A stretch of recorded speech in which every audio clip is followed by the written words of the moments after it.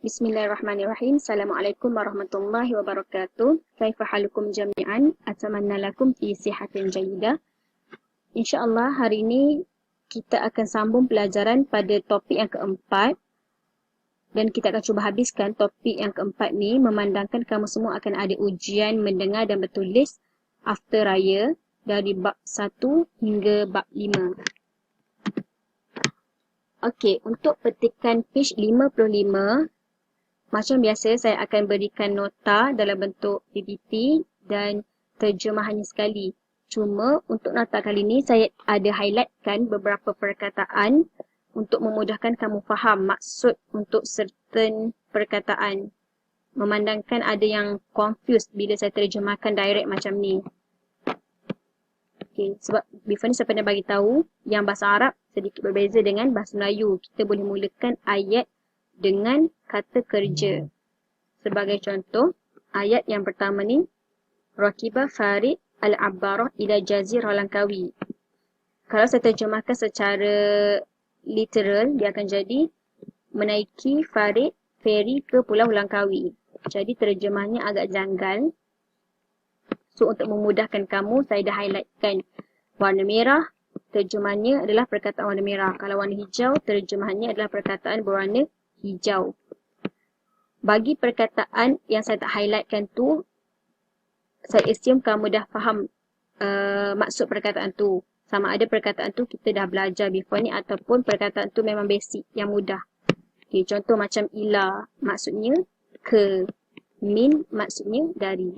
Okay. Same goes to petikan page 57. Petikan ni lagi pendek dari petikan yang tadi. Okay, so kamu boleh cuba terjemahkanlah sendiri. Contoh Faruk ni nama orang. Saikun maksudnya pemandu. Asyahinah maksudnya lori. So Faruk Saikun Asyahinah. Faruk seorang pemandu lori. Okay, kalau kamu tak dapat juga, boleh Google Translate. Boleh copy and paste ayat ni dan Google Translate ataupun cari saja maksud yang kamu tak tahu. Contoh Saikun. Tak tahu perkataan Saikun ni apa. Asyahinah dah tahu sebab belajar minggu lepas. Belajar kelas yang lepas. Okay, so just Google perkataan Saikun. Okay. Okay, untuk dua petikan tadi saya akan beri nota dalam bentuk PowerPoint. PowerPoint yang sama yang saya gunakan sekarang. Cuma video ni saya nak fokus kepada al-qawaid iaitu tata bahasa. Untuk bab yang keempat ni, tata bahasa yang kita akan belajar adalah sifah wa mausuf. Apa itu sifah wa mausuf? Okey, mausuf adalah kata yang disifati dan sifah adalah kata sifat ataupun adjektif.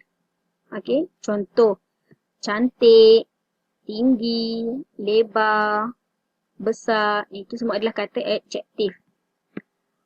Okey, contoh ayat yang pertama. Indi sayyaratun jadidatun. Indi, saya mempunyai, sayyaratun kereta, jadidatun baru.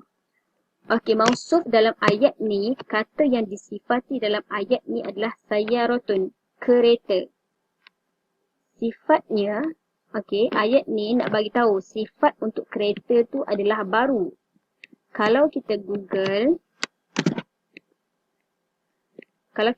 Google Translate, baru dalam bahasa Arab adalah jadidun. Okey, perkataan asalnya adalah jadidun. Tapi kenapa di sini ditulis sebagai jadidatun? Kenapa ada ta marbutah?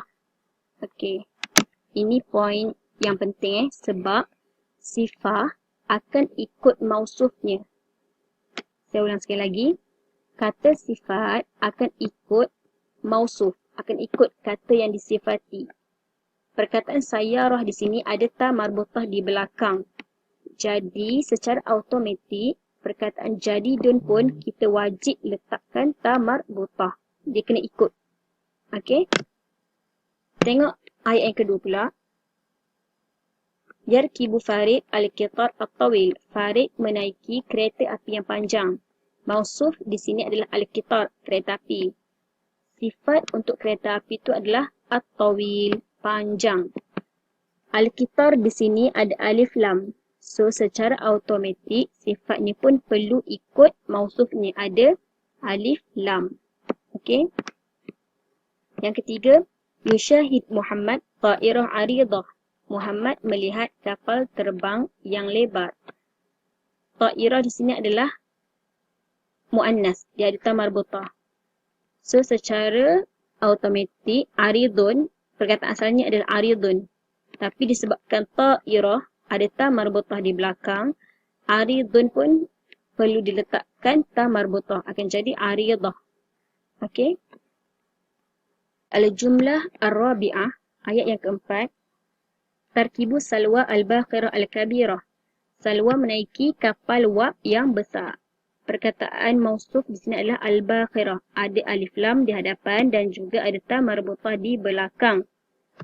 So, secara automatik sifahnya akan ikut mausuf. Ada alif lam di hadapan dan juga ta marbutah di belakang.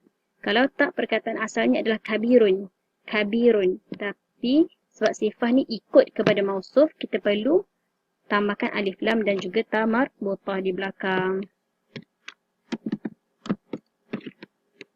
Okey, last sekali. Yarkibu jadi darajah qadimah. Datuk saya menaiki basikal yang lama. Darajah di sini adalah mausuf. Secara automatiknya sifah perlu diletakkan ta marbutah di belakang. Akan jadi darajah qadimah. Okey. Okey, jadual ni adalah explanation. Jadual ni ada dalam buku teks awak. Jadual ni adalah explanation kepada table yang tadi. Okey, tengok. Mausuf bi alif lam dengan alif lam. Contohnya al-qitar. Jadi sifatnya pun perlu ada bi alif lam. Perlu ada alif lam. Dia akan jadi at-tawil. Al-jumlah as-sahihah. Ayat yang betul. Arkabu al-qitar at-tawil. Saya menaiki kereta api yang panjang. Al-qitar mausufnya ada alif lam. Sifatnya pun ada alif lam. So, ayat ni betul. Okay, next. Biduni alif lam. Tanpa alif lam. Qitarun. So, sifatnya pun perlu biduni alif lam. Tanpa alif lam. Tawilun. Ayat yang betul adalah arkabu qitaran tawilan. Okay. Next. Muzakkar. Muzakkar ni adalah lelaki. Muzakkar. Perkataan ni adalah perkataan muzakkar. Al-qitar. Tak ada ta marbutah. So, sifatnya pun perlu muzakkar. At-tawil. Okay. Tanpa ta marbutah.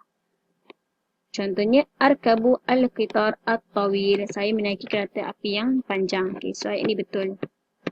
Last one. Mu'annas.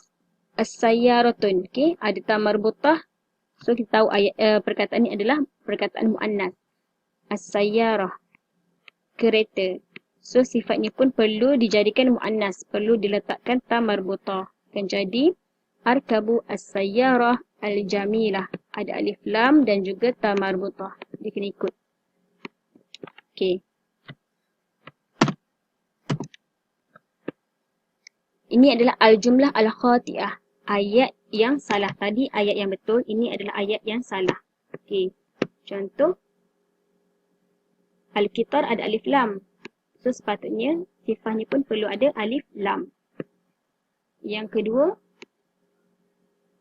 mausufnya, apa yang disifatinya, tak ada alif lam. So, sifatnya pun patutnya tak perlu ada alif lam. Okey. Ingat, yang pertama, perkataan pertama mausuf. Yang kedua ni adalah sifah. Next. Al-qitar at-tawilah. Okey, tengok apa yang salah kat sini.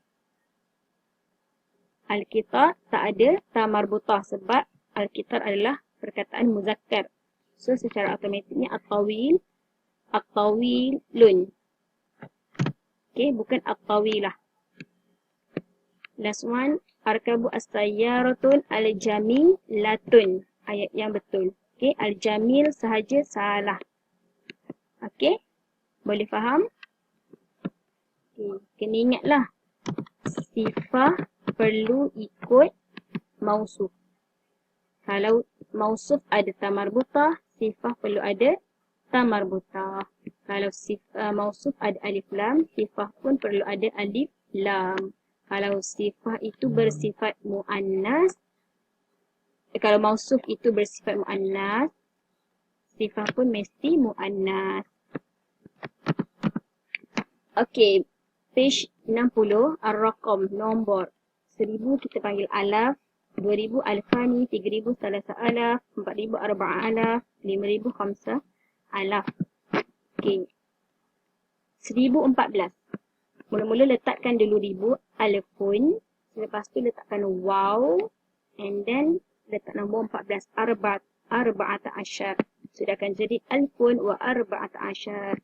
Begitulah seterusnya 1015, 1016, 1019, 1012. Okey, letakkan dulu tempat ribu and then letak tempat belas. Okey, itu saja untuk pelajaran hari ini.